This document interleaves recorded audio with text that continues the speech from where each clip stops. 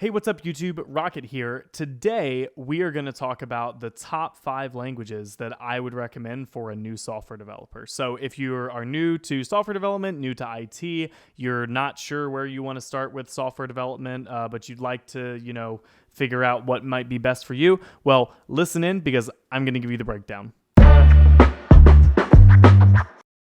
All right, so before we jump in, make sure that you like and subscribe and just hit that bell, and that way you can always get the latest updates from us whenever you're watching or on the go. All right, let's go ahead and break this down. So number 1, my recommendation hands down for any new software developer out there is going to be Python. Of course, if you already know another language, you might want to go into something more similar first. But if you are brand new to software development, you need to learn Python because that will give you a basic understanding of how almost every software development language works, and it will also teach you some important syntax and principles when it comes to top-down and even object-oriented programming. So that would definitely be my number 1 place to start. The libraries out there are immense for Python. It's one of the largest supported communities in the world, and there are so many use cases for Python. It's not even funny. From building a website to doing data science to doing a simple API request or doing a simple web scrape of a web page, Python is definitely out there for you.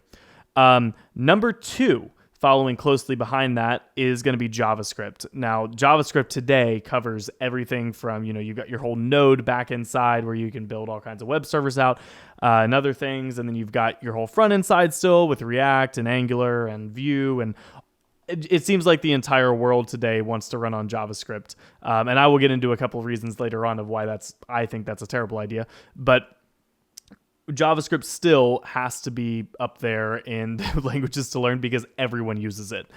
Similar to Python, right? It's Python, a lot more on the scripting side, everyone uses it. And of course, there's still a lot of full stack applications built in Python. But when it comes to, your entire front end realm of things, it just runs on JavaScript. It's kind of split on the back end, so to speak, and we'll get into that more. But on the front end, if you want to design pretty things and you want to, build out web pages and you want to do app design and things like that, my recommendation would definitely be JavaScript. And on top of that, adding that you should definitely learn React too.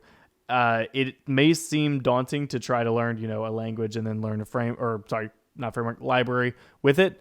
But I still think that it's a really good idea that you go into that starting rather than, waiting until later like I did because I don't know React. I've, dabbled with it a little bit. I can obviously modify the code that's in there and make it work. But writing something from scratch, I'd just be going through a tutorial with the rest of you guys. I'm not a front-end developer. So, number 3, I will say that I would not many people think about this one anymore, but PHP. And, I think that C# and Java are important too. And so we'll get to those two finally. But PHP runs over 75% of all websites in the world. And, a lot of that is WordPress. But from the security aspect, you should know how PHP operates. So that way you know how to protect, sites that you may come across working on them. And they, it could be an old shop and they haven't moved everything over to Node or React or things like that. And WordPress today is still it's so prevalent.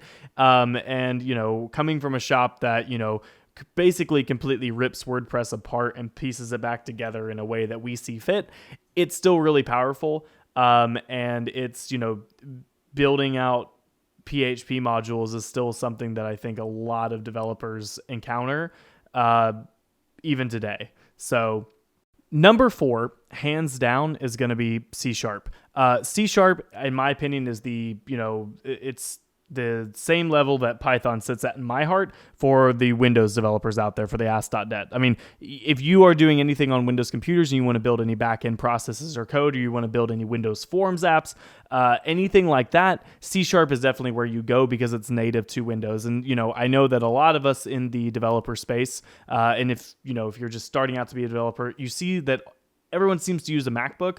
Well, 90%, over 90% of business users use Windows. So there is a huge market out there for Windows C# developers, and it runs a lot of things that you don't realize it runs.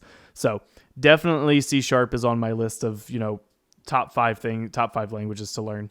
The last one I think is interchangeable. I think there's actually a tie. I think there's Java and then there's Go. Java is still very prevalent today, and we've talked about this in previous episodes on the podcast, but Java runs like almost every head unit of a car in the world. It seems like everything runs on Java. That's not a standard computer processor like any other type of IoT devices. It just seems like Java runs it. So Java is still very prevalent today. It's still get your NetBeans IDEs out, and it's just so prevalent today and so highly used still, it just in places that people don't even realize. Go, on the other hand, is really, really cool. So I came into Go about 3 years ago from the backend developer at our company, and it is so versatile and so fast compared to Python. So I think that, I still recommend learning Python first, but Go is a compiled language written originally by developers from Google, and it is just so lightweight and fast that you can do some really, really miraculous things in a very short amount of time with Go. So, all right, guys. Well, I know this is short, but I just wanted to give you guys a top 5 rundown of the different languages that I would personally recommend if I had to start all over and do it.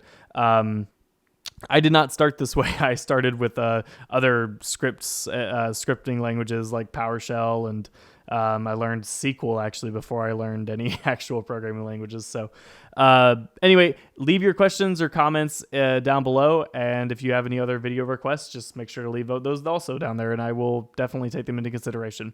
All right, guys, until next time, I'll see you later.